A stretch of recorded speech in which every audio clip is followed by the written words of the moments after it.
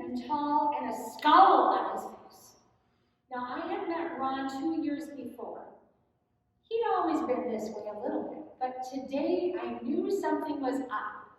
I'm going to remove this if that's okay with you.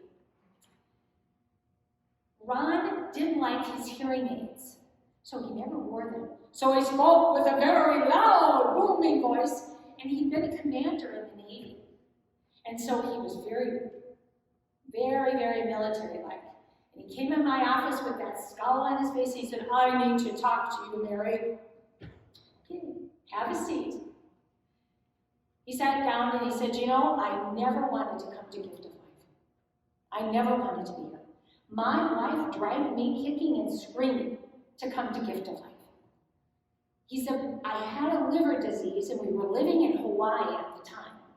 And I had never heard of this liver disease and my doctors didn't know what to do with me. So he said, I was convinced I was going to come to Mayo, they weren't going to be able to help me either, and I was going to have to live in this place I didn't want to be." But he said, the first night we were here, my wife was out in the kitchen preparing my meal.